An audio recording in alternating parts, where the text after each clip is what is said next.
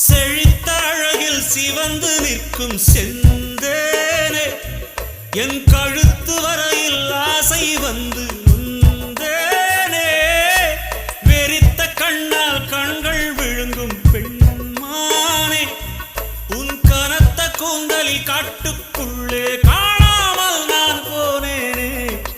இருதயத்தினுள்ளே ஓலை ஒன்று கோதிக்க எந்த மூடி போட்டு நான் என்னை மறைக்க